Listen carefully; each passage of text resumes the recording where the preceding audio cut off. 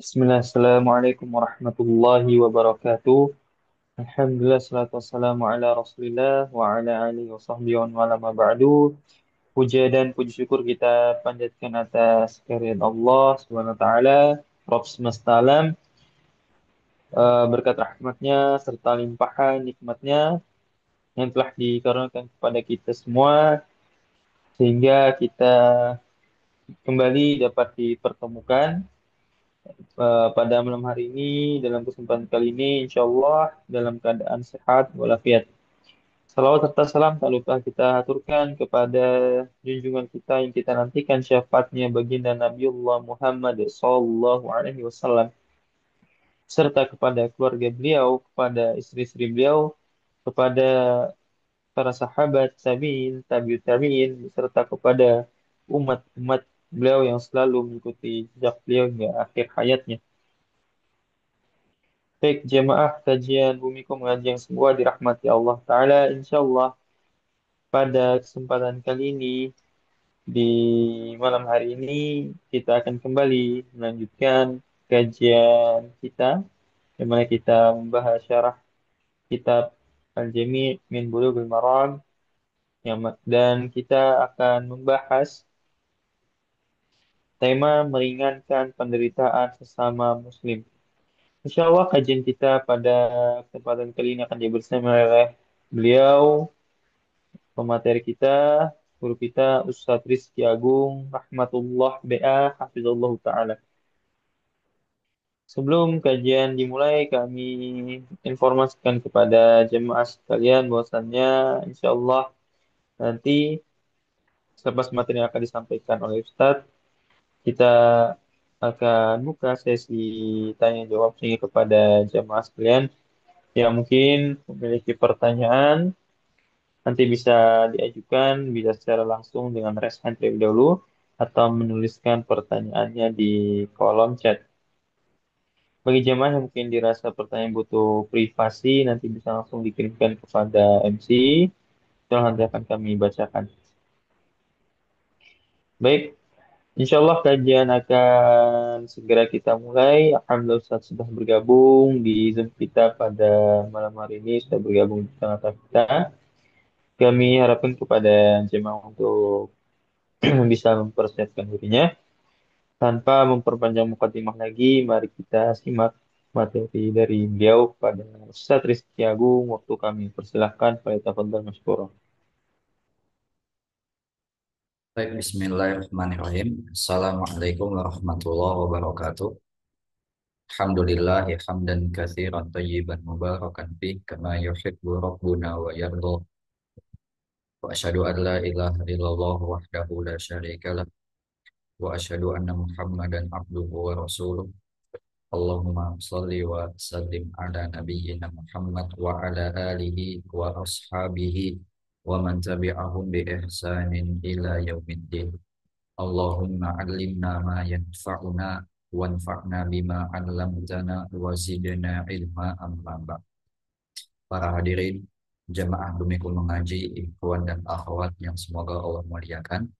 Alhamdulillah kita senantiasa bersyukur kepada Allah Subhanahu wa taala atas begitu banyak kenikmatan yang dilimpahkan dan dicurahkan kepada kita semuanya serta rahmat yang senantiasa menaungi kita sehingga Allah memberikan kepada kita kemudahan dalam segala aktivitas kita, terutama dalam ibadah kita, dan Allah juga memudahkan kita untuk kembali duduk bersama, hadir di dalam ruang Zoom meeting online Bumiku Mengaji dalam rangka kita kembali mengkaji Kitabul Jami' min Bulughil Maram yang ditulis oleh Al-Hafidh Ibnu Hajar Al-Asqalani rahimahullahu taala, dan kita menggunakan syarah dari Syekh Abdul Aziz bin Baz rahimahullahu taala. Kemudian salawat dan salam senantiasa tercurahkan kepada Nabi kita Muhammad sallallahu alaihi wasallam beserta kepada keluarganya, para sahabatnya, dan orang-orang yang senantiasa mengiringi beliau hingga hari kiamat kelak. Amma ba'd. Para hadirin jamaah Bumiku Mengaji yang semoga Allah muliakan.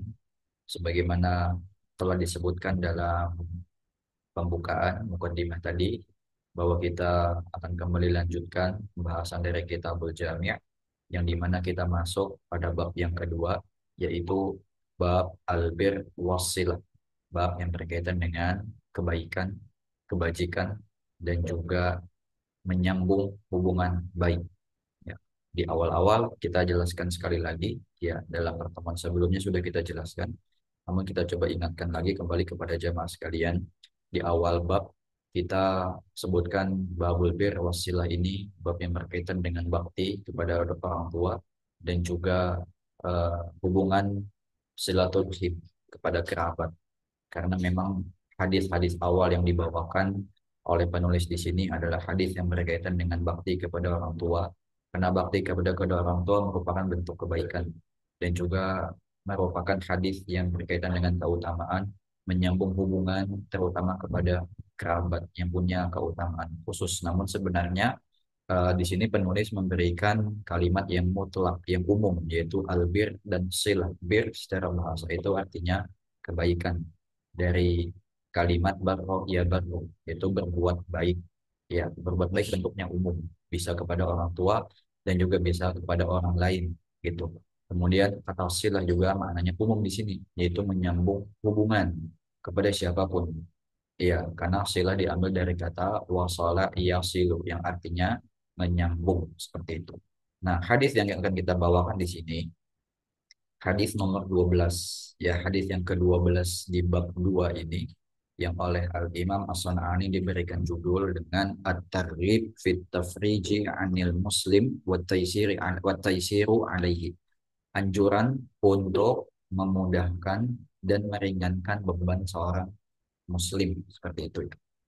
Bunyi hadisnya adalah an Abi Hurairah anin Nabiyyi sallallahu alaihi wasallam qala, dari sahabat Abu Hurairah radhiyallahu anhu, dari Nabi sallallahu alaihi wasallam, di mana beliau bersabda, man nafasa an muslimin, barang siapa yang meringankan beban seorang muslim, man nafasa an muslimin kurbatan, dalam riwayat yang lain disebutkan an mukminin dengan kalimat mukmin, ya dengan redaksi yang sedikit berbeda namun maknanya sama. Barang siapa yang memudahkan, yang meringankan maksudnya. Barang siapa yang meringankan beban seorang muslim min kurabid dunya, dari beban-beban yang ada di dunia. Ini maknanya, kalimatnya menggunakan bentuk mufrad atau kata tunggal. Jadi satu beban, barang siapa yang meringankan satu beban dari seorang muslim atau mukmin daripada beban-beban yang ada di dunia, nafasallahu anhu kurbatan min kurbi yaumil qiyamah. Maka Allah akan meringankan bebannya nanti daripada beban-beban di hari kiamat kepada orang yang meringankan tersebut. Kemudian waman yassara ala mu'sirin yassarallahu alaihi fid dunya wal akhirah. Barang siapa yang meringankan urusan orang yang kesulitan, maka Allah akan meringankan urusannya di dunia dan di akhirat.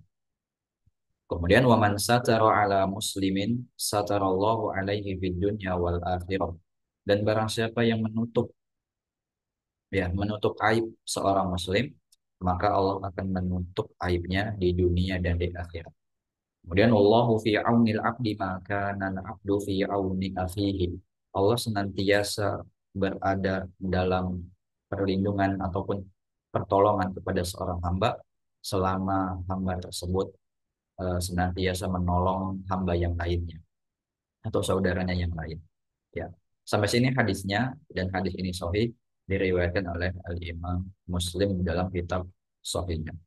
Para hadirin yang semoga Allah muliakan, kalau kita melihat apa yang disampaikan oleh Syekh bin Bas dalam penjelasan beliau di dalam kitabnya, maka saya bisa sedikit kasih komentar bahwa agak disayangkan bahwa beliau justru ketika menjelaskan hadis ini membawakan hadis lain sebagai penguat, ya. Namun beliau malah menjelaskan hadis yang dijadikan penguat tersebut, bukan hadis yang kita bacakan ini. Jadi hemat ana, ya alangkah baiknya kita coba melihat rujukan dari sumber-sumber yang lain supaya poin yang disampaikan dalam hadis ini itu bisa kita ambil faedahnya secara tepat gitu. Karena Bin Bas justru malah menjelaskan hadis yang dijadikan penguat oleh beliau begitu. Di sini hadis yang dijadikan penguat yaitu hadis yang diriwayatkan dari sahabat Ibnu Umar radhiyallahu anhu yang diriwayatkan oleh Imam Bukhari dan Muslim bahwasanya Nabi bersabda, al muslimu akhul muslim, seorang muslim adalah saudara bagi muslim yang lain, la yadhlimuhu wa la yuslimuhu, dia tidak menzaliminya dan dia tidak menyerahkannya, maksudnya tidak membiarkan dia dizalimi oleh orang lain, tidak dibiarkan dia untuk berada di dalam kesulitan, itu maksudnya. Man kana fi hajati akhihi kana Allahu fi hajatihi. Barang siapa yang berada dalam kebutuhan orang lain, ya meringankan kebutuhan orang lain, maka Allah akan memberikan kebutuhan, memenuhi kebutuhan. Di sini Syekh menjelaskan makna la yadhlimuhu wa la yuslimuhu. Kemudian saya menjelaskan man kana fi hajati akhi. Semua ini lafaz-lafaz dari hadis penguat gitu, bukan dari hadis yang inti dari Kitabul Jami' ini. Nanti kita jadi melenceng ke pembahasan hadis yang lain gitu.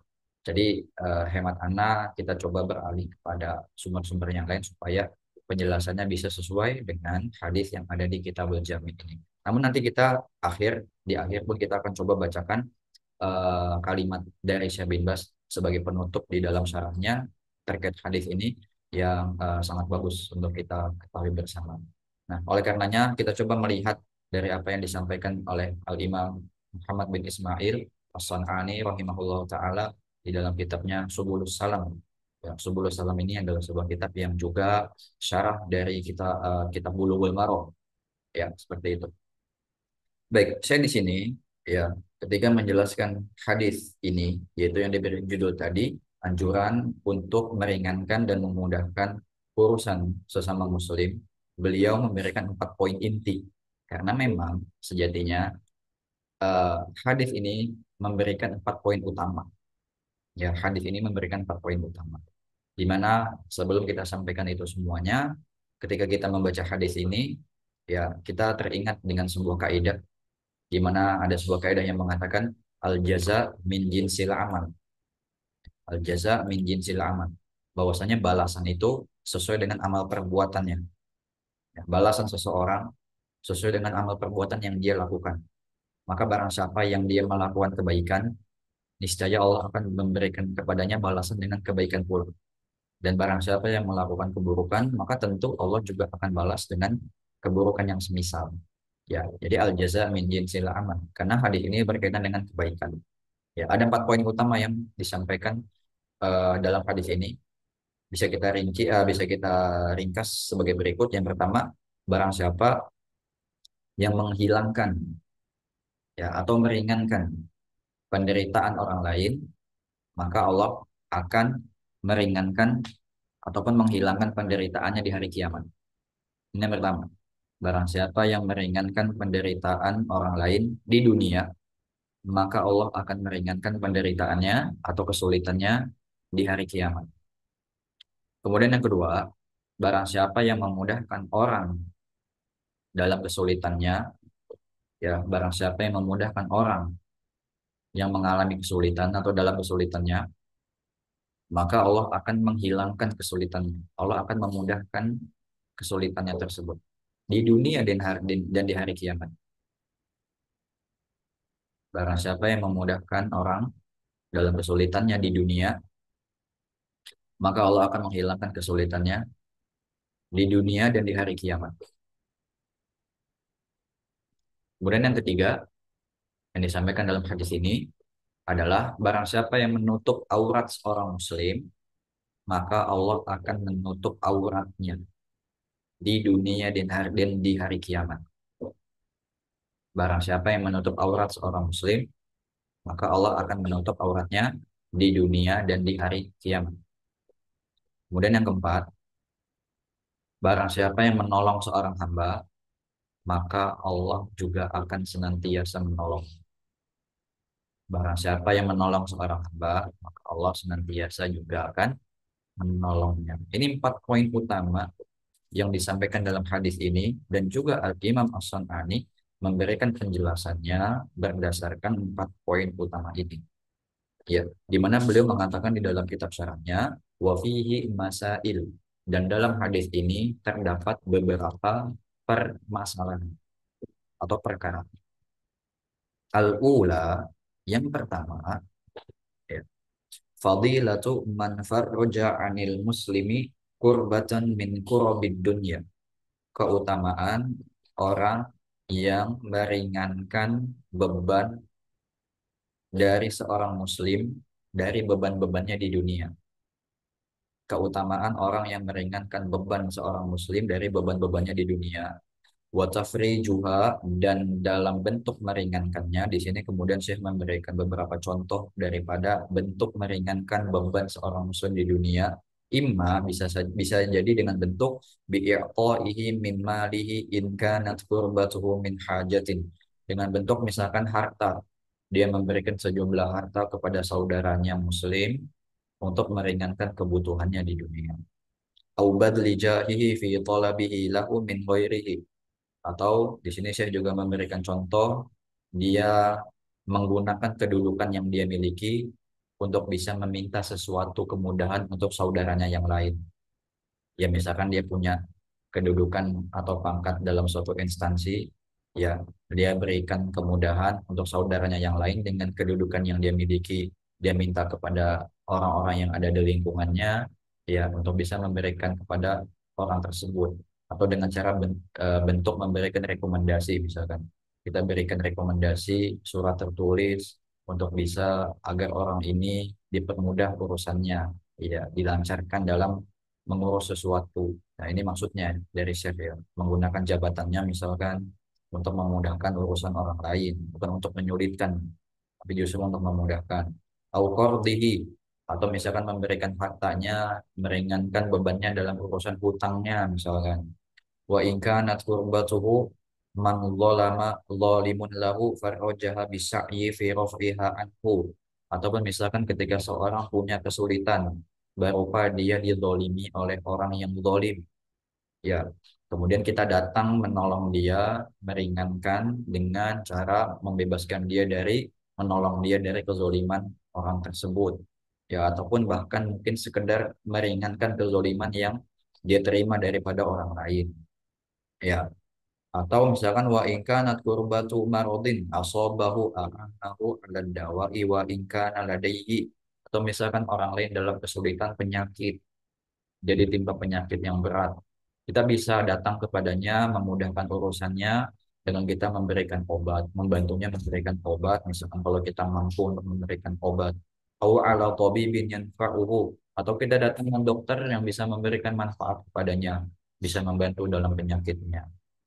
Ya, wabil jumlati secara umum, ya, tafrijul karbi babun wasi'un, meringankan kesulitan ini merupakan perkara yang luas, ya ini bentuk kecil saja, ya ini sedikit bentuk kecil daripada banyaknya sesuatu yang bisa kita lakukan, contoh-contoh yang masih banyak lagi yang bisa kita lakukan dalam rangka meringankan beban saudara semuslim agar Allah memberikan keringanan untuk beban kita nanti di hari kiamat.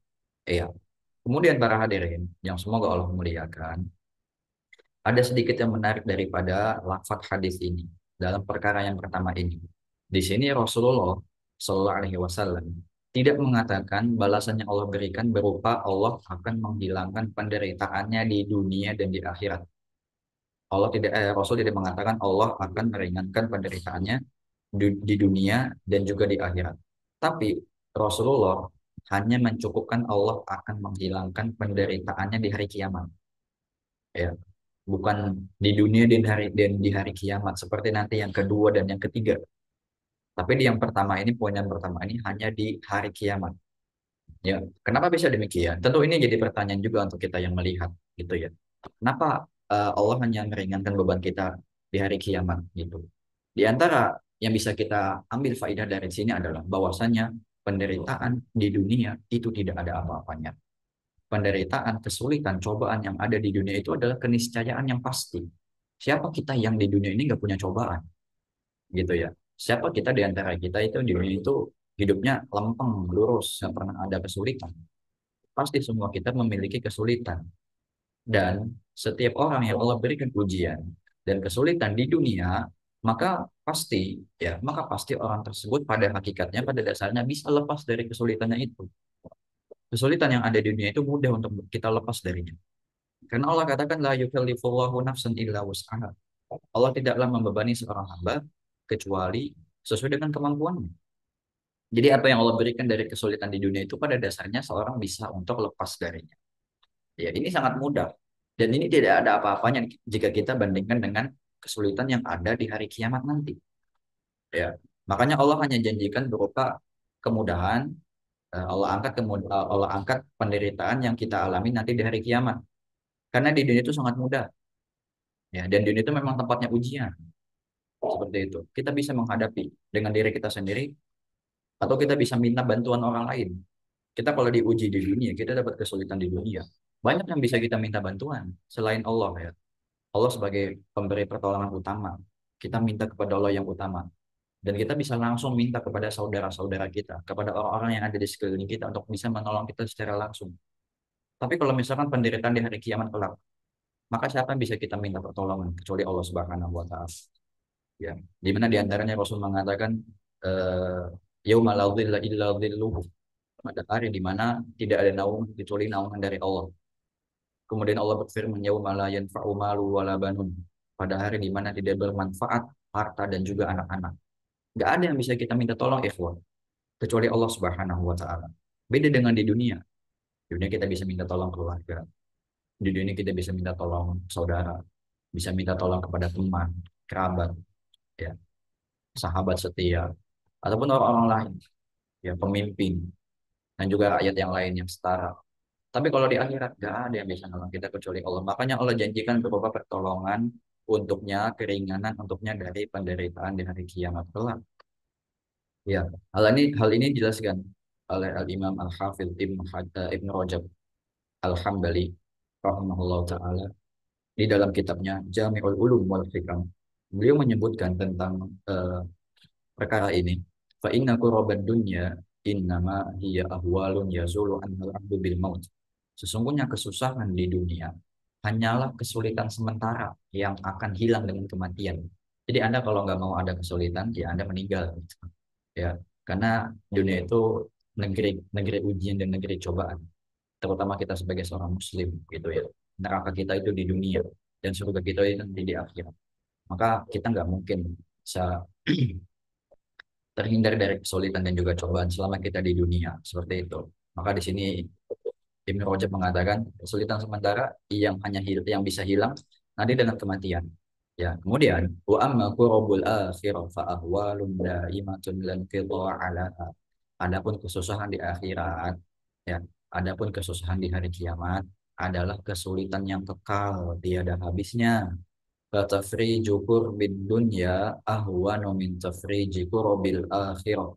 Oleh karena itu, melapangkan kesusahan di dunia itu lebih ringan nilainya dibandingkan melapangkan kesusahan di akhirat. Jadi nggak ada apa-apanya ketika kita diberikan kemudahan dalam urusan di dunia dibandingkan Allah memberikan kemudahan untuk kita dalam urusan akhirat. Dan inilah yang kita inginkan sejatinya. Allah senantiasa memberikan kepada kita kemudahan dalam urusan akhirat kita yang dimana di sana kita akan hidup kekal abadi. Ya, maka penderitaan di dunia ini masih bisa dihadapi. Tapi kalau penderitaan di akhirat ini sangat mengerikan, ikhwas semuanya.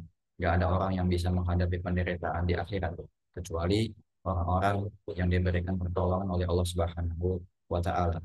Ya, kemudian para hadirin yang semoga Allah muliakan, ketika kita berbicara terkait dengan kesulitan pada hari kiamat, kita bisa melihat beberapa kondisi yang digambarkan oleh Rasul kita Shallallahu Alaihi Wasallam ketika beliau menjelaskan kondisi manusia pada saat itu, yang dimana memang kita benar-benar membutuhkan pertolongan dari Allah Subhanahu Wa Taala dan tidak ada satupun orang yang bisa menolong kita pada saat itu.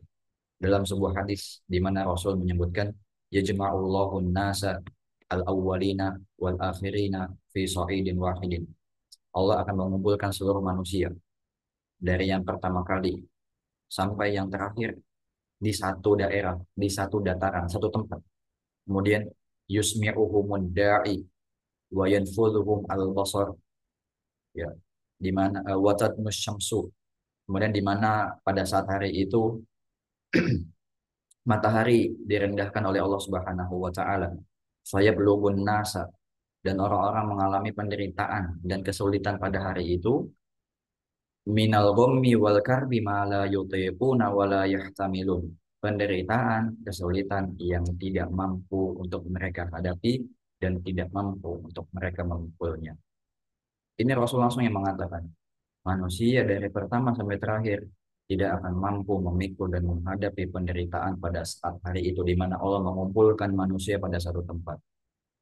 Kemudian dalam hadis yang lain Rasul bersabda, "Tuhsyaruna yaumal qiyamati hufatan uratan ghurlan." Kalian semua akan dibangkitkan pada hari kiamat dalam kondisi tidak memakai alas kaki, dalam kondisi auratnya terbuka, tidak berpakaian telanjang, dan dalam kondisi belum disunat kemaluannya. Sampai-sampai Aisyah terheran dan beliau berkata kepada Rasul, "Ar-rijalu wan nisa'u jami'an, ba'duhum yanzuru ila ba'din." Wahai Rasulullah, lelaki dan wanita pada saat itu semuanya disatukan bersamaan. Kalau begitu mereka akan melihat satu sama lain. Karena kan dikumpulkan dalam kondisi nggak pakai alas kaki, tidak memakai pakaian telanjang semuanya. Sesuatu yang dengan syahwat kita, ya, sesuatu yang dengan syahwat kita sebagai manusia melihat aurat, ya, di dunia itu merupakan sesuatu yang diinginkan dengan syahwat manusia yang buruk. Tapi di hari kiamat itu Rasul katakan al-amru asyaddu an yuhimmahu min dzalik. Perkara yang sangat dahsyat wahai Aisyah, sehingga mereka tidak sempat untuk memikirkan hal itu. Ya, boro-boro melihat kanan kiri. Si fulan nggak pakai pakaian, si fulan belum disunat, si fulan nggak pakai alas kaki. Semuanya telanjang, dikumpulkan dalam satu tempat, perempuan dan wanita, perempuan dan laki-laki. Kita nggak kepikiran sama sekali untuk melihat satu sama lain. Kita nggak kepikiran sama sekali melindungi keluarga kita dari menutupi auratnya atau menutupi aurat kita. Karena saking beratnya, saking besarnya perkara pada saat itu, tidak ada yang bisa mampu memikulnya dan menahannya kecuali orang-orang yang diberikan pertolongan oleh Allah. Ya.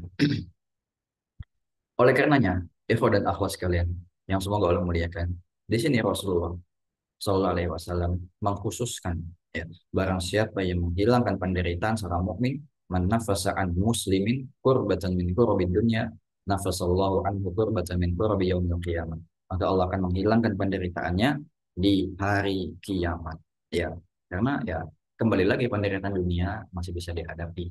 Adapun penderitaan di akhirat, maka siapa yang bisa menghadapinya tanpa bantuan dari Allah Subhanahu wa taala dengan kondisi yang begitu dahsyatnya. Itu baru sedikit yang kita sampaikan, ya, dari hadis-hadis terkait dengan kondisi pada hari kiamat yang begitu mengerikan dan dahsyatnya. Masih banyak kalau kita bahas secara khusus, itu bisa banyak sekali ya yang bisa kita bawakan terkait kondisi dalam hal itu.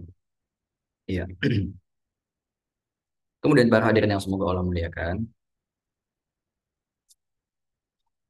eh, masih poin yang pertama sedikit lagi kita bahas, yaitu jadi ketika seseorang melihat saudaranya mengalami kesulitan, sedang dalam penderitaan, maka Islam menganjurkan untuk kita bisa memberikan bantuan kepadanya, untuk bisa kita meringankan beban yang sedang dia pikul dalam urusan dunianya, dalam rangka kita menginginkan agar Allah memberikan kemudahan untuk kita dalam urusan kita di hari kiamat kelak. Ya, dan bentuk meringankan urusan saudara sesama muslim itu bukan berarti harus menghilangkan kesulitannya secara total. Ya, bisa jadi kita mungkin hanya bisa membantunya sebagian dari apa yang dia alami. Ya, misalkan dia sedang ditimpa kesulitan sakit, ya kita kasih obat sebisanya. Mungkin menghilangkan sedikit kesakitannya, kesulitannya, tidak bisa menyembuhkan secara utuh apa namanya penyakitnya misalkan. Dan ini sudah termasuk kita meringankan beban seorang muslim. Jadi meringankan beban seorang muslim, ya, ya sesuai namanya, meringankan, bukan menghilangkan. Di sini juga faidah daripada hadis ini. Rasul menginginkan untuk kita meringankan, bukan untuk menghilangkan secara utuh. Karena kemampuan kita ini terbatas. Ada kalanya kita bisa membantu saudara kita, hanya sebatas yang kita mampu, dan itu belum cukup untuk menghilangkan bebannya. Tapi setidaknya kita menunjukkan empatinya, kita berusaha untuk bisa meringankan bebannya. Dan ini sudah termasuk dari apa yang dijanjikan oleh Rasulullah, bahwa Allah kelak akan memberikan kemudahan untuk kita pada kesulitan kita nanti di hari kiamat. Seperti itu. Kemudian para ikhwah dan akhwat yang semoga Allah muliakan. Poin yang kedua, kita masuk pada poin yang kedua yang disampaikan dalam hadis ini, di mana Rasul mengatakan, "Wa man yassara ala mu'sirin yassarallahu alaihi fid dunya wal akhirah." Barang siapa yang memudahkan orang lain yang dalam kesulitan, maka Allah akan memudahkan untuknya urusan di dunia dan di akhirat. Nah, kalau di sini Allah memberikan janji kemudahan untuk urusannya di dunia dan di akhirat. Seperti itu. Nah, kemudian di sini Al-Imam As-San'ani mengatakan at-taisiru 'alal mu'sir huwa aidun min tafrijil karbi. Sebenarnya bentuk memudahkan orang yang sedang dalam kesulitan itu juga bentuk daripada meringankan kesulitan kesulitan orang. Masih masuk kaitannya erat dengan poin yang pertama. Ya, dengan dia memudahkan urusan orang yang sulit itu sama juga dalam ranah meringankan beban orang yang dalam kesulitan di dunia. Maka balasan yang Allah berikan kepadanya adalah Allah akan berikan kemudahan untuknya di dunia dan juga di akhirat. Seperti itu. Kemudian saya mengatakan di sini wa huwa yashmal al-inzar lil gharim fid dain. Beberapa ulama mengkhususkan yang dimaksud dengan mu'sir di sini, orang yang dalam kesulitan di sini, maksudnya adalah orang yang dalam kesulitan lilitan hutang, orang yang sedang dalam tanggungan hutang, ya kesulitan dalam melunasi hutangnya. Maka barang siapa, maka bisa kita artikan dengan terjemahan seperti ini, maka barang siapa yang memudahkan, yang memudahkan urusan hutang orang lain, maka Allah akan memudahkan urusannya secara umum di dunia dan di akhirat kelak, di hari kiamat kelak. Ya, seperti itu. Dan di antara bentuk memudahkan urusan orang lain yang disebutkan oleh saya di sini adalah yasmal al-indor lil gharim fiddain. Hal ini mencakup menangguhkan, ya menangguhkan apa namanya? Hutang, ya menangguhkan hutang orang yang terlilit dengan hutangnya, yang dia belum bisa melunasi hutang tersebut. Ya, maka para hadirin yang semoga Allah muliakan, ketika kita berbicara tentang menghilangkan beban hutang, ya, ketika kita berbicara dalam menghilangkan beban hutang, itu bisa dengan beberapa bentuk. Ya, yang pertama, bentuk yang pertama dari kita meringankan beban hutang orang lain adalah penangguhan waktu jatuh tempo, seperti yang disebutkan oleh Syekh di sini. Ya, al-indor lil gharim fid dain, menangguhkan waktu jatuh tempo hutang seseorang. Jadi para ulama pun mengatakan bahwa penundaan, penangguhan yang kita berikan kepada orang yang berhutang kepada kita dalam pembayarannya, ya ketika dia memang mengalami kesulitan dalam membayarnya, itu sudah termasuk dalam hadis ini, yaitu memudahkan urusan orang yang sulit, walaupun kita nggak mengurangi nilai hutangnya atau bahkan kita tidak melunasinya, kita hanya sekedar menangguhkan waktu temponya. Misalkan kita sudah sepakati kepada orang yang menghutang kepada kita jatuh tempo 1 Januari 2026. Padahal ternyata dia belum bisa melunasi. Jadi dia sudah berusaha dan dia belum bisa melunasi pada tanggal tersebut. Kita berikan kemudahan baginya, kelonggaran baginya, waktu jatuh tempo sudah kita kasih tenggat waktu, misalkan sampai bulan April, 1 April misalkan, silakan, terserah bagi kita. Ya, ini bentuk sudah termasuk bentuk daripada memudahkan urusan orang yang sedang dalam kesulitan. Ya, karena hal ini disebutkan oleh Allah Subhanahu wa taala dalam surat Al-Baqarah ayat 280, surat yang berkaitan dengan ayat yang berkaitan dengan hutang, di mana Allah berfirman, "Wa in kana dzu usratin fanadhiratun ila maisarah." Jika dia memiliki kesulitan dalam membayarnya, maka tundalah sampai tiba waktu dia mudah untuk membayar. Ya, jadi ini merupakan bentuk atau upaya dari kita memudahkan urusan orang yang sedang dalam kesulitan, terutama dalam urusan hutangnya. Nah, kemudian yang kedua, bentuk kita meringankan beban orang yang hutang itu dengan menghilangkan kesulitan sebagian dari yang dia miliki dari hutang. Dengan kita membebaskan sebagian jumlah yang dia berhutang pada kita.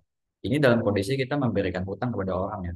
Yang ketika misalkan ada orang orang yang berhutang pada kita, kita tahu dia memang orangnya miskin, kita tahu dia memang orangnya fakir, memang kebutuhan yang dia minta untuk dia berhutang di situ itu memang kebutuhan yang sangat pokok gitu, yang sangat mendasar. Dan kita tahu bahwa orang ini akan kesulitan membayar dari apa yang sudah dia minta dari kita berupa hutang tersebut. Maka dengan kemudahan yang kita berikan kepadanya, ya agar Allah memberikan kemudahan untuk kita di dunia dan di hari kiamat, kita bebaskan sedikit dari apa yang dia miliki hutang. Misalkan seorang hutang pada kita 10 juta, kita katakan kepadanya di kemudian hari, ya sudah Anda bisa bayar kepada saya cukup 5 juta saja misalkan. Atau Anda cukup bayar kepada saya 3 juta saja misalkan. Kita tidak benar-benar melunasi hutang yang dia miliki, kita hanya membebaskan sebagian dari apa yang dia hutangkan kepada kita. Ini juga bentuk ya daripada kita memudahkan urusan orang yang sedang dalam kesulitan. Dan tentu kondisi yang kedua ini lebih utama daripada kondisi yang pertama. Ya, kondisi yang kedua ini lebih utama dan lebih baik daripada kondisi yang pertama. Ya. Kemudian yang ketiga, bentuk membebaskan atau meringankan hutang, beban hutang orang lain, yaitu bisa dengan membebaskan dari seluruh hutangnya. Seperti yang dikatakan oleh Syekh sini, au ibra'uhu lahu minhu, ya dengan membebaskan dia dari hutang yang dia miliki. Ya misalkan ada orang datang kepada kita meminta hutang sejumlah uang, misalkan 10 juta, dia minta uang untuk berhutang, dia minta untuk membelikan kebutuhannya, kita berikan kepadanya hutang, dan kemudian hari kita katakan ya sudah Anda atau antum tidak perlu melunasinya kepada saya sudah ikhlas, kalau bahasa kita biasa sama teman-teman ya atau sama keluarga, udah nggak apa-apa, saya udah ikhlaskan ya, ikhlaskan untuk kamu, udah kamu gak usah bayar utang ya, ini jadinya sedekah untuk kamu. Dan tentu bentuk yang ketiga ini adalah bentuk yang terbaik daripada bentuk yang kedua dan juga bentuk yang pertama. Karena Allah Subhanahu wa taala mengatakan dalam ayat yang sama, Al-Baqarah ayat 280, wa antasaddaqu khairul lakum in kuntum ta'lamun. Dan engkau bersedekah, yaitu dengan cara membebaskan hutang yang dimiliki orang tersebut, maka itu lebih baik bagi kalian jika kalian mengetahuinya.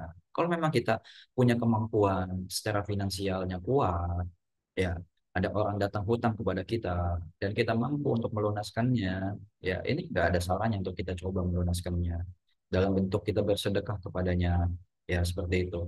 Dan memang kita lihat dia orang yang fakir, miskin, orang yang taat ibadah, orang yang solid, nggak pernah berbuat maksiat, senantiasa taat kepada Allah, dan memang benar-benar amanah dalam menjaga hartanya.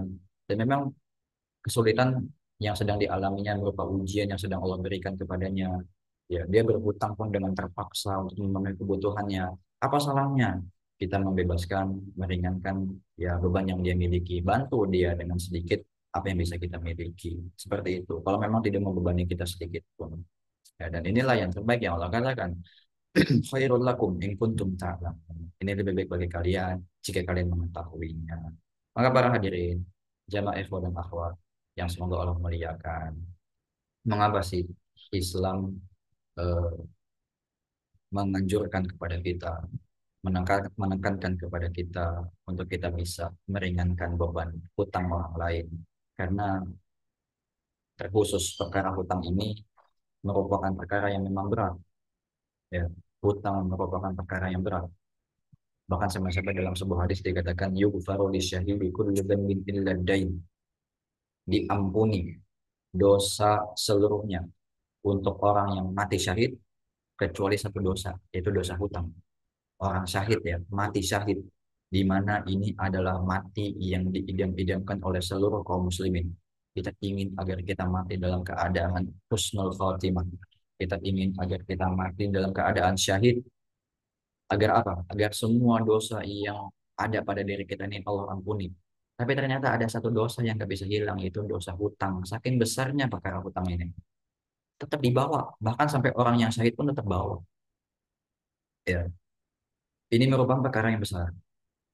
Dan Nabi pun Shallallahu Alaihi Wasallam, beliau senantiasa berdoa kepada Allah agar terhindar dari hutang. Di antara doa beliau adalah di mana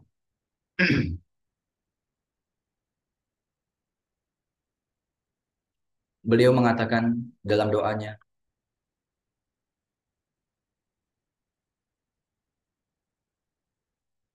sebentar ya, Pak.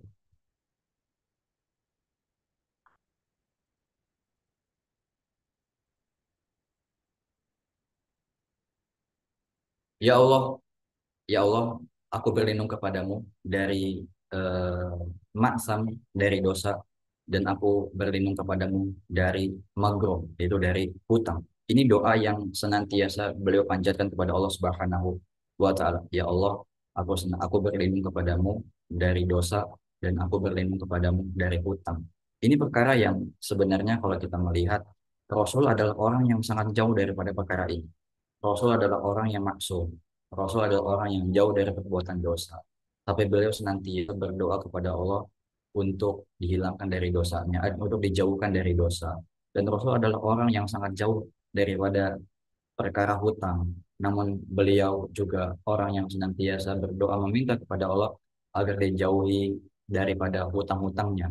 Hal ini beliau lakukan bukan dalam rangka untuk kemaslahatan dirinya beliau sendiri saja, namun dalam rangka sebagai contoh teladan yang baik untuk bisa dilakukan oleh umatnya semuanya. Ini doa yang bisa kita panjatkan kepada Allah Subhanahu wa Ta'ala agar Allah senantiasa melindungi diri kita dari dosa-dosa yang membinasakan diri kita, dan juga dari hutang-hutang yang sangat berat yang juga bisa menyulitkan kondisi kita di dalam kehidupan dunia kita. Dan kalau seandainya kita meninggal, naudzubillah, dalam kondisi membawa hutang, ini merupakan perkara yang berat sekali. Ya, ini merupakan perkara yang ditagih nanti di akhirat. Ya, akan ditunaikan pasti oleh Allah Subhanahu wa Ta'ala. Makanya ketika orang yang meninggal dan membawa hutangnya, maka di antara hukum yang berlaku untuk orang tersebut, sebelum harta peninggalannya dibagikan sebagai harta waris, maka dibayarkan dulu, ditunaikan dulu hutang-hutang yang ada. Jadi pembagian waris pada orang yang meninggal itu adalah hukum yang terakhir kalau kita berbicara hukum-hukum yang berkaitan dengan orang yang meninggal dalam harta peninggalannya. Pembagian waris itu adalah yang terakhir. Ya, yang lebih diutamakan terutama adalah hutang di antaranya. Di antara poinnya di situ disebutkan adalah menunaikan hutang dari harta si mayat tersebut. Karena ini merupakan perkara berat, ya, yang dibawa oleh dia untuk kematiannya. Ya, seperti itu. Jadi makanya Rasul pun sampai berlindung kepada Allah daripada dosa dan juga daripada hutang. Oleh karenanya Islam menganjurkan kita untuk memudahkan orang yang sedang dalam kesulitan dalam melunasi hutangnya, agar Allah memberikan kepada kita kemudahan dalam urusan dunia dan juga akhirat. Kemudian Rasul juga bersabda mengenai kebaikan akhlak ini, di mana beliau mengatakan, ahabbun nasi ilallahi anfa'uhum linnas. Orang yang paling dicintai oleh Allah adalah orang yang paling bermanfaat bagi manusia. Wa ahabbul a'mali ilallah sururin tudkhiluhu ala muslim. Dan amalan yang paling dicintai oleh Allah adalah rasa gembira yang engkau masukkan ke dalam hati seorang muslim. Kemudian apa? Au takshifu anhu kurbatan, atau engkau menghilangkan penderitaannya. Au taqdi anhu dainan, atau engkau lunaskan hutangnya. Engkau tunaikan hutangnya. Au tutradu anhu ju'an, atau engkau hilangkan rasa laparnya. Ini merupakan sifat-sifat yang duniawi, ya, urusannya duniawi, menghilangkan kesulitan orang lain, kemudian menghilangkan menunaikan hutangnya, kemudian menghilangkan rasa laparnya yang dimiliki, memasukkan kebahagiaan di dalam hati seorang muslim. Ini semua urusan perkara dunia. Tapi ini ternyata adalah amalan yang paling dicintai oleh Allah Subhanahu wa Ta'ala. Rasul mengatakan, habbul a'mal ilallah. Amalan yang paling dicintai oleh Allah Subhanahu wa Ta'ala. Dan sebaik-baik manusia, manusia yang paling dicintai oleh Allah adalah manusia yang paling bermanfaat untuk orang lain. Dan diantaranya adalah manfaat yang kita berikan untuk bisa meringankan atau membebaskan hutang yang ada pada saudara kita. Dan ini sesuai dengan apa yang telah kita sampaikan pada pertemuan sebelumnya, di mana Anas sempat katakan bahwa ada fenomena di mana merebak ungkapan, ya, kalimat dari sebagian orang yang mengatakan bahwa jangan engkau terlalu baik kepada manusia, ya, Jangan engkau terlalu mudah memberikan pertolongan kepada orang lain. Belum tentu dia adalah orang yang akan menolongmu ketika engkau dalam kesulitan. Bisa jadi mereka akan pergi menjauhi engkau ketika engkau dalam kesulitan. Tentu ini adalah ungkapan yang sangat bertentangan dengan prinsip Islam. Ini adalah ungkapan yang bertentangan dengan hadis-hadis yang disampaikan oleh Rasul.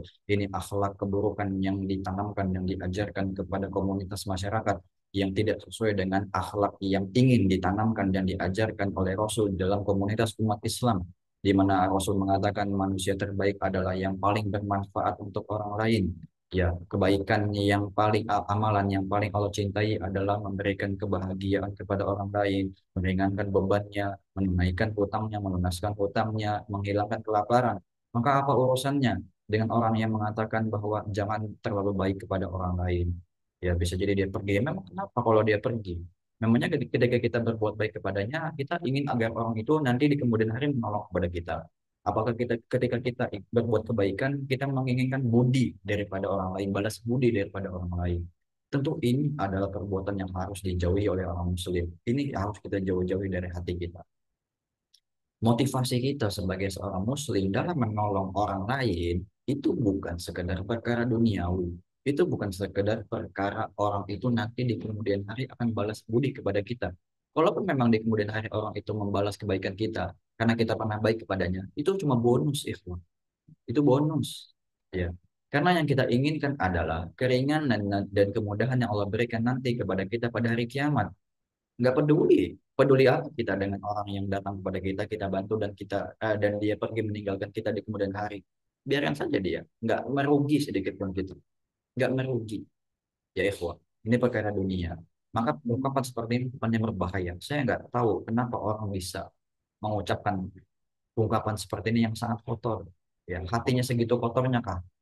Sampai perkara ingin membantu orang saja dia harus melihat apakah orang ini nanti akan bantu dia atau tidak. Kita dalam berbuat kebaikan harus pilih-pilih. Ya, ini jauh dari sikap orang muslim. Ya, ini jauh dari akhlak baik yang dicontohkan oleh Rasul kepada kita. Ya, Rasul mengajarkan dengan tegas. Ya, ringankan beban saudaramu.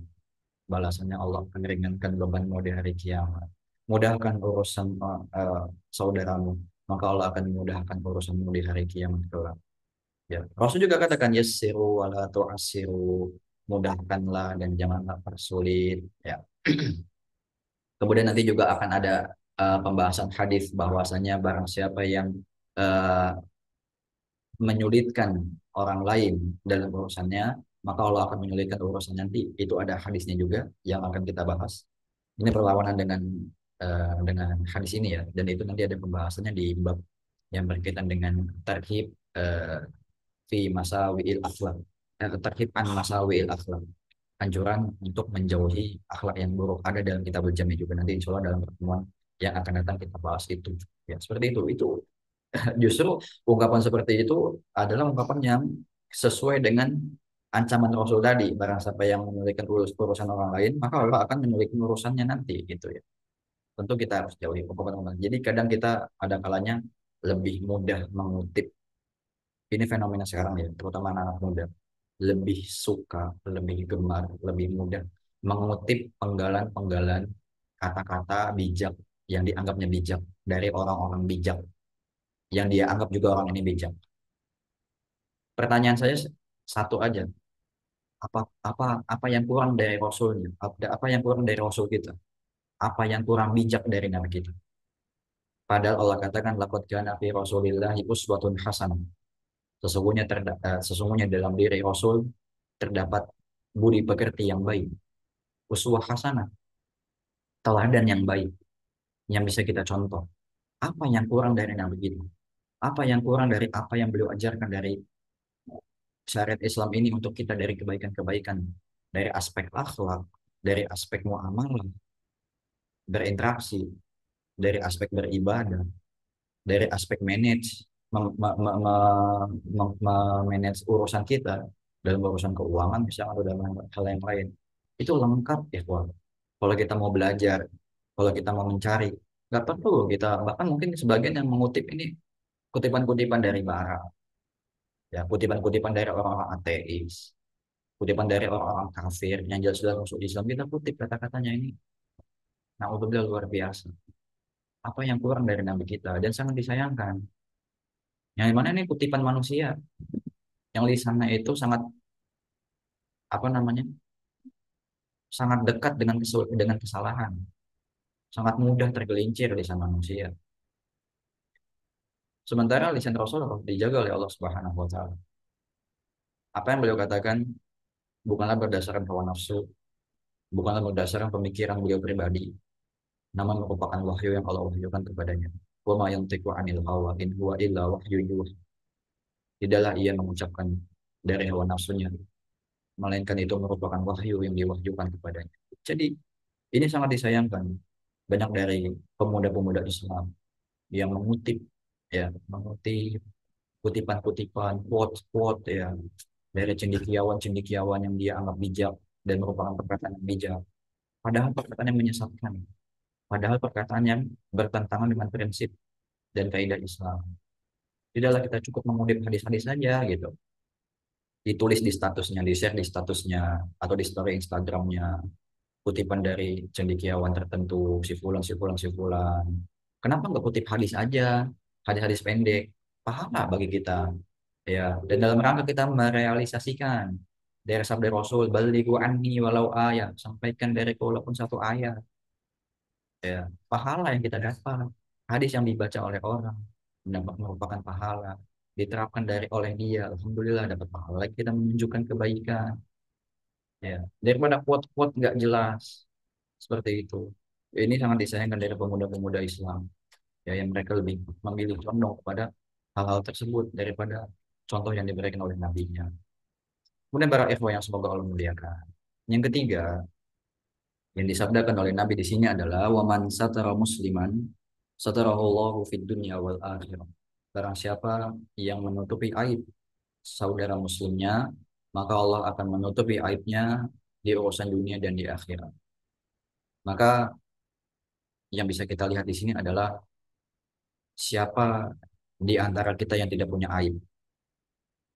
Pasti kita semuanya punya aib. Tidak ada satupun dari kita manusia yang penuh dengan dosa ini yang bersih dari kesalahan, yang bersih dari cacat.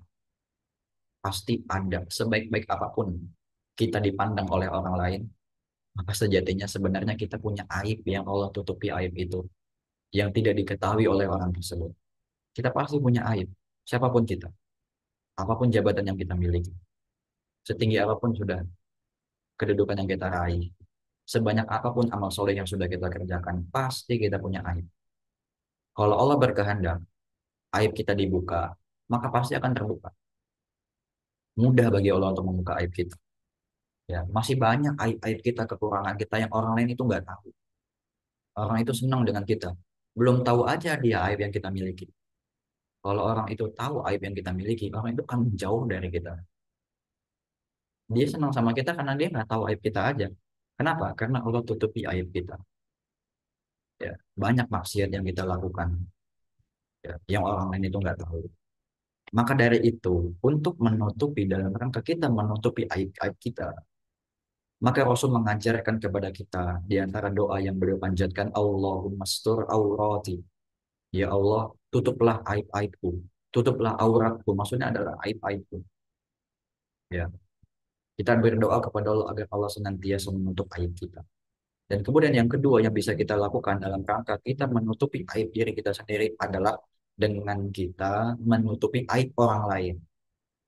Karena kembali ke kaidah yang tadi kita sampaikan, al jaza min jinsil amal. Balasan itu sesuai dengan apa yang kita perbuat. Kita tutupi aib orang lain, maka Allah akan tutupi aib kita di dunia dan di akhirat. Sesuai. Kalau kita buka aib orang lain, ya jelas Allah juga akan buka aib kita nanti di dunia dan juga di akhirat.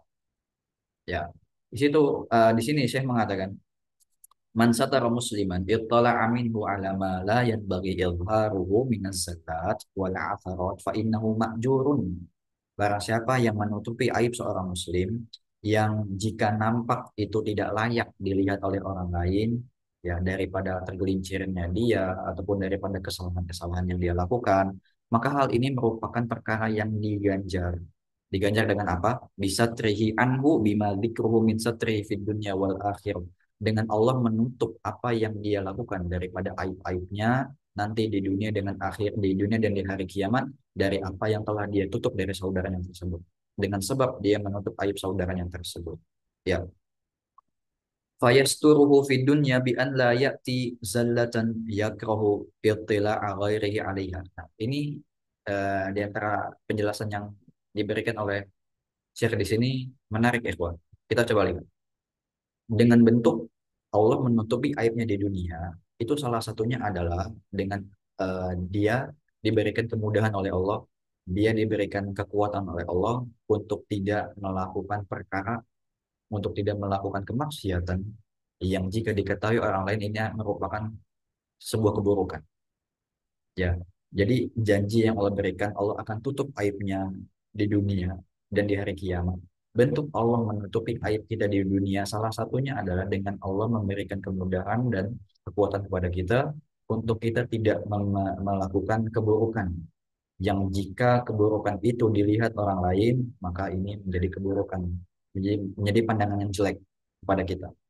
Jadi bukan hanya aib yang sudah dilakukan, bahkan Allah jaga kita supaya kita nggak melakukan hal tersebut yang menjadi aib untuk kita. Ya Allah jaga kita supaya nggak melakukan keburukan yang nanti akan menjadi aib bagi kita. Itu bentuk yang luar biasa yang Syekh dikatakan sini.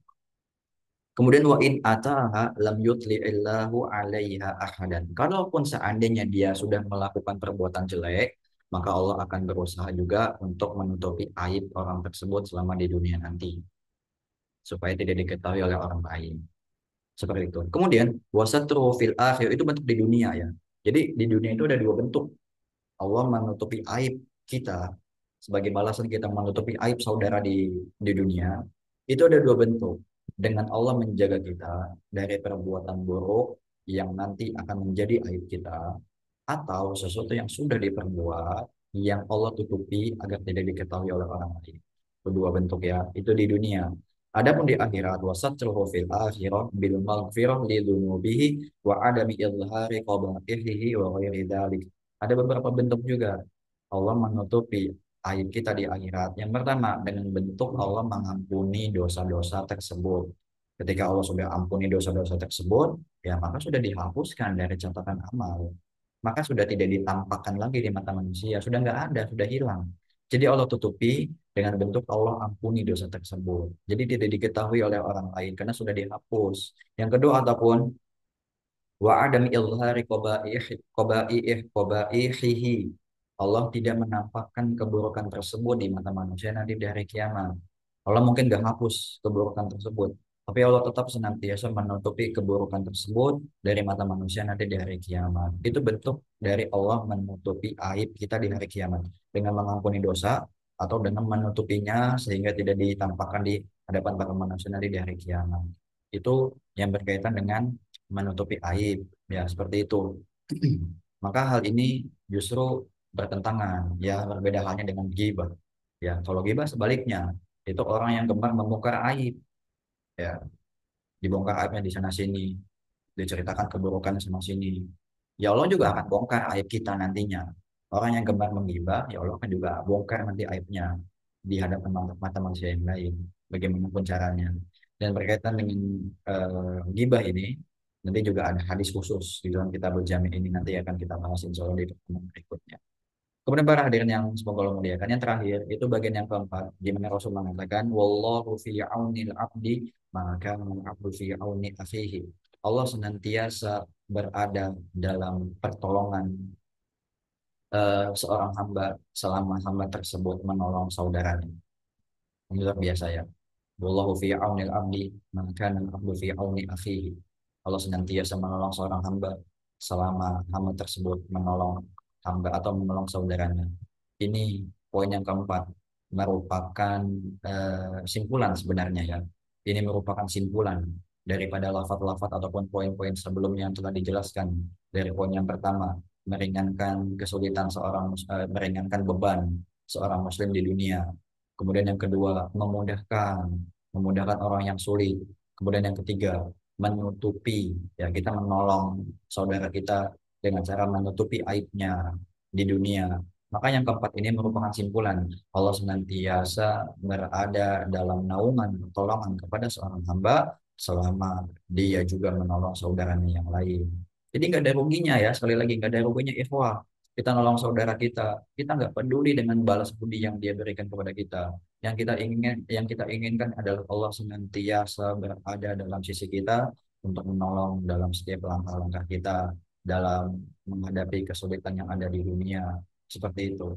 Allah pun ya tanpa kita melakukan perbuatan seperti ini, Allah juga sudah pasti menolong kita tanpa ragu ya, tanpa kita ragukan, tanpa kita melakukan hal ini pun Allah sudah akan menolong hamba-hambanya itu pasti.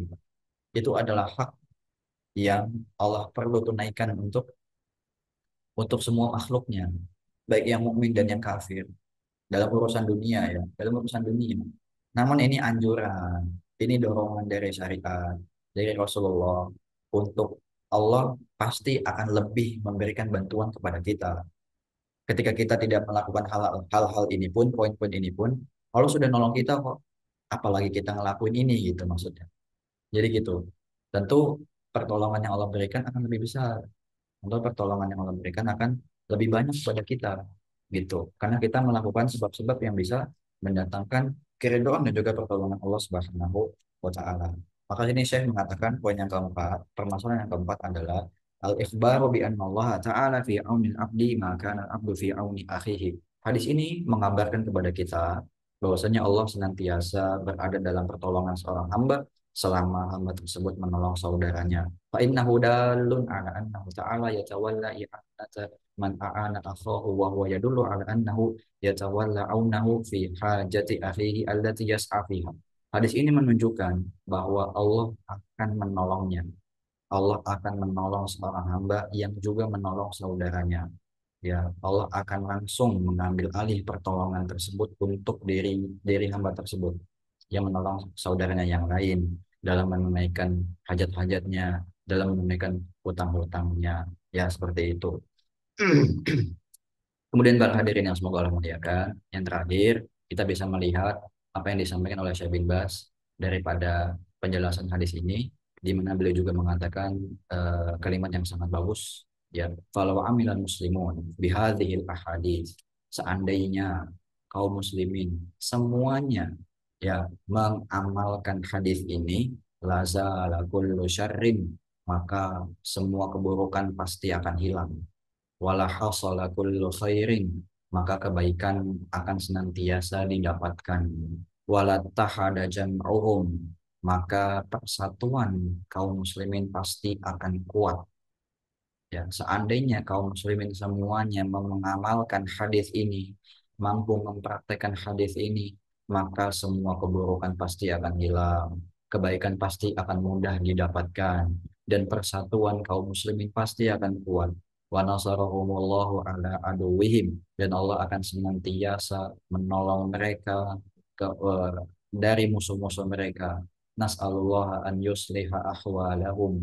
Kita memohon kepada Allah agar memperbaiki kondisi kaum muslimin, wa an yajma'ahum 'alal huda, dan menyatukan kaum muslimin di atas petunjuk dari Allah.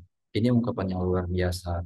Namun para hadirin sekalian, ini merupakan keniscayaan yang agaknya sangat jauh dari harapan kita ya. Keniscayaan yang agaknya sangat tidak mungkin untuk terjadi gitu ya. Karena Allah jadikan manusia ini beragam. Ya, Allah jadikan kita ini tidak berada dalam satu kondisi gitu ya. Jadi ya justru kalau kita lihat bahkan mungkin yang mengamalkan hadis ini sangatlah sedikit, sangatlah kecil. Maka kita berusaha menjadi yang minoritas itu. Kita berusaha menjadi bagian daripada orang-orang yang berusaha mengamalkan hadis ini tanpa pamrih dari kebaikan yang kita lakukan, tanpa menginginkan balas budi, kebaikan daripada orang yang kita tolong. Yang kita harapkan hanyalah pertolongan dari Allah Subhanahu wa taala. Yang kita harapkan adalah keburukan yang ada itu menjadi hilang. Yang kita harapkan adalah kebaikan yang bisa dirasakan oleh semua umat Islam, oleh semua manusia secara umumnya. Dan yang kita harapkan adalah persatuan yang terjalin di antara kaum muslimin. Kita bayangkan seandainya semuanya ya rajin menolong saudaranya, nggak pilih-pilih, ya selalu bertindak cepat ketika ada saudaranya yang kesulitan, senantiasa meringankan dalam beban hutangnya, dan juga orang memperhatikan kewajiban dari hutang yang dia miliki, dan orang senantiasa berlindung kepada Allah. Dia berusaha agar dirinya semaksimal mungkin tidak terjerat dalam lilitan hutang. Maka ini akan membuat persatuan umat Islam menjadi kuat. Ini yang kita inginkan. Masyarakat Islam bersatu untuk bisa kita berpegangan tangan, mengokohkan akidah kita, menguatkan kekuatan kita, menguatkan langkah kita ke depan untuk bisa mensyiarkan agama Islam, meninggikan kalimat-kalimat Allah, kalimat-kalimat tauhid, dan mengalahkan musuh-musuh Islam. Wallahu a'lam bishawab. Ini yang bisa disampaikan. Semoga bermanfaat untuk kita semuanya. Waktu yang tersisa mungkin kita bisa beri untuk yang ingin bertanya. Silakan. Saya kembalikan ke moderator.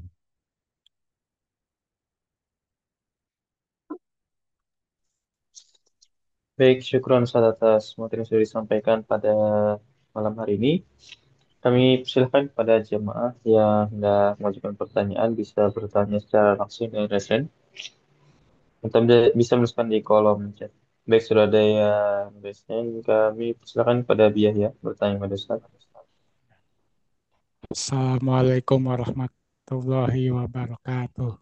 Waalaikumsalam warahmatullahi wabarakatuh.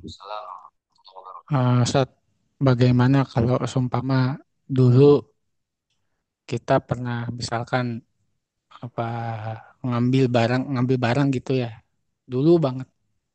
Misalkan pernah ngambil barang terus lupa cara ininya gimana, ngebalikinnya gimana, itu solusinya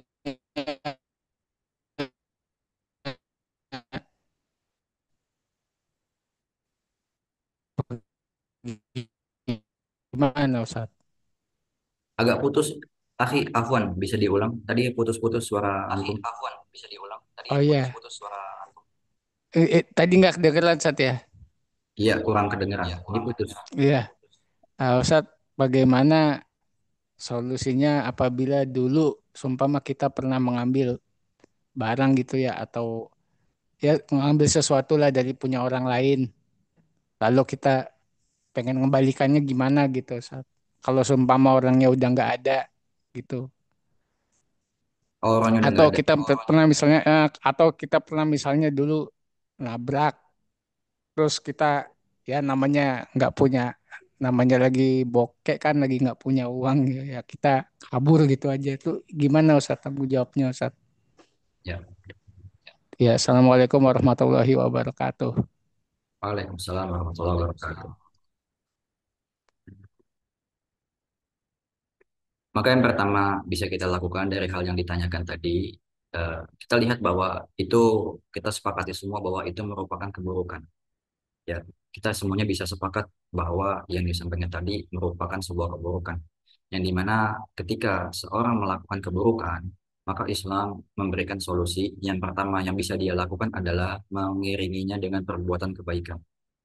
Di mana dalam sebuah hadis dikatakan wa atbi'is sayyi'atal hasanata tamhuha, dan iringilah keburukan dengan kebaikan, maka itu akan bisa menghapuskan. Diharapkan dengan kita melakukan kebaikan setelah kita melakukan keburukan, itu bisa meringankan atau bahkan bisa menghilangkan dari dosa yang telah tercatat dari keburukan yang kita buat itu. Dan itu juga jadi pahala untuk kita juga, untuk jadi pahala kita kelak. Setidaknya ketika kita melakukan keburukan, kita imbangin dengan kebaikan. Karena nanti kan di hari kiamat, dalam timbangan itu ditimbang keburukan dan kebaikan. Mana yang lebih berat? Ya, ini ketika kita lakukan keburukan, sekalipun misalkan memang tidak dihapus, setidaknya ada kebaikan yang kita iringi, yang bisa mengimbangi keburukan tersebut, atau bahkan bisa lebih berat daripada keburukan tersebut. Makanya solusi pertama, ketika kita merasa melakukan sebuah kesalahan, sebuah dosa, selain beristighfar kepada Allah, kita yang paling ringan ya kita beristighfar kepada Allah, mengucapkan astagfirullah, bertobat kepada Allah, kita iringi dengan kebaikan. Wa atbi'is sayyi'atal hasanata tamhuha. Ya. Dan Allah juga katakan dalam firman-Nya, innal hasanati yudhibunas sayyi'at. Sesungguhnya kebaikan bisa menghilangkan keburukan. Seperti itu. Kemudian yang kedua yang bisa dilakukan adalah tentunya minta maaf, minta ridho dari orang tersebut. Ya, minta maaf yang bisa kita lakukan. minta keridhaan dari Dia. Karena ini merupakan perkara yang jika kita meninggal pun, ya ini akan ditunaikan kepadanya nanti di hari kiamat kelak. Sesuatu yang berkaitan dengan manusia, dosa, ya, dosa yang berkaitan dengan manusia, ini tidak bisa diampuni oleh Allah, ya, kecuali kita minta minta ampun dari kepadanya, minta minta maaf darinya maksudnya. Dosa yang berkaitan dengan manusia, ya, mungkin Allah bisa saja mengampuninya dosa tersebut, tapi orang itu belum tentu maafin kita, ya. Kalau dosa yang berkaitan dengan Allah, langsung kepada Allah, kita minta istighfar kepada Allah, minta ampun kepada Allah, minta taubat kepada Allah. Allah itu maha pengampun, Allah itu maha pemberi taubat. Allah mudah untuk mengampuni kita, ya, kapanpun dan dimanapun. Bahkan orang yang gak minta ampun dan gak minta tobat pun ada peluang untuk dia diampuni dosa-dosanya. Selagi dia tidak melakukan kesyirikan, kata Allah, kata Rasulullah SAW dalam sebuah hadis qudsi. Ya, tapi kalau dosa yang berkaitan dengan manusia, dengan orang lain, nah ini bisa jadi Allah ampuni dosanya itu, kesalahan kita, tapi orang itu belum tentu bisa. Makanya minta maaf sama dia. Ini wajib untuk minta maaf sama dia. Kita datangi, ya. Walaupun sekiranya orang itu sudah nggak ada, atau kita nggak tahu kemana orang itu, mungkin orang yang nggak kita kenal, ya, seperti kasus yang tadi kita bilang, kita mungkin nabrak, kita kabur, ya, kita berharap pada Allah Subhanahu Wa Taala, kita berdoa kepada Allah Subhanahu Wa Taala agar menjadikan hati orang tersebut lapang mau memaafkan kesalahan kita. Tentunya sebelumnya kita tetap berusaha, kita coba cari bisa nggak kita menemukannya. Kalau memang nggak bisa, ya udah, apa boleh buat. Hanya doa yang bisa kita minta kepada Allah, semoga Allah lapangkan hatinya untuk bisa memaafkan kita. Kita perbaiki kesalahan kita dengan melakukan banyak kebaikan, yang dengan harapan kebaikan ini bisa menutupi keburukan tersebut. Dan semoga orang tersebut dijadikan hatinya lapang nanti di hari kiamat untuk bisa memaafkan kesalahan kita. Seperti itu, karena udah nggak ketemu ya, Pak. Apalagi udah meninggal. Ya, apalagi udah meninggal, misalkan kita ada hutang sama orang yang udah meninggal, atau ada sesuatu tanggungan sama orang meninggal yang kita juga mungkin nggak tahu ahli warisnya mana, ya, belum tentu juga orang tersebut nanti akan maafkan nanti di hari kiamat, karena perkara urusan yang nanti ditunaikan dari urusan dunia, yang paling pertama itu darah, urusan darah, ya, tapi berikutnya pun hal-hal yang lainnya juga akan ditunaikan semuanya satu persatu. Tapi yang paling pertama darah, yaitu nyawa, itu akan ditunaikan nanti. Kalau dalam amalan, nah yang paling pertama dihisap itu sholat. Nanti kalau dari urusan sama manusia, yang pertama dihisap itu darah, dan kemudian hal-hal yang lainnya seperti itu. Jadi itu ya, bisa dilakukan kebaikan dalam rangka mengiringi supaya bisa dihapuskan. Semoga Allah menghapuskannya. Yang kedua, kita minta maaf, kita datangi secara personal, atau sekarang canggih, bisa ada media sosial, bisa kita hubungi dia secara online melalui platform-platform online, minta maaf, kita tunaikan apa yang menjadi haknya, ya, kita tunaikan apa yang menjadi haknya, berikan bonus kalau bisa sebagai bentuk ihsan, sebagai bentuk permintaan maaf kepada kita, kepada orang tersebut. Kalau orang itu udah nggak bisa kita jumpai, atau orang tersebut sudah tiada, kita berdoa kepada Allah, semoga Allah menjadikan hatinya lapang untuk bisa memaafkan kesalahan kita nanti, ya. Allah alam bisawab.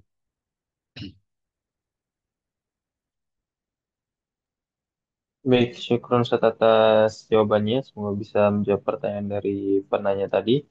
Kami persilakan pada jamaah jika ada pertanyaan. Saya bertanya secara langsung atau menuliskan pertanyaannya di kolom chat.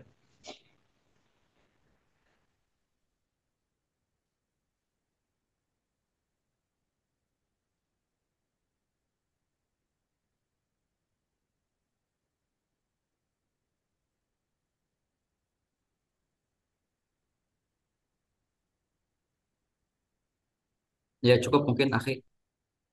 Baik, baik, baik Ustaz, kita cukupkan ya, Ustaz.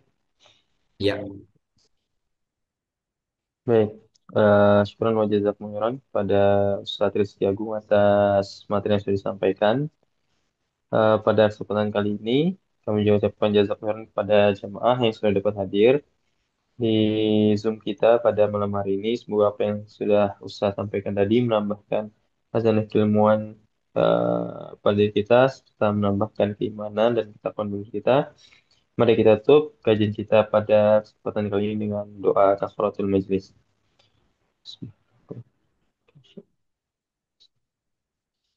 Baik, kami selaku panitia dari Bumi Komunaji mengucapkan permohonan maaf jika terdapat kekurangan dalam penyelenggaraan kajian pada kesempatan kali ini. Kami pamit undur diri. Wassalamualaikum warahmatullahi wabarakatuh. Barakallahu fikum. Kami silakan kepada jamaah lift dari meeting. Waalaikumsalam warahmatullahi wabarakatuh.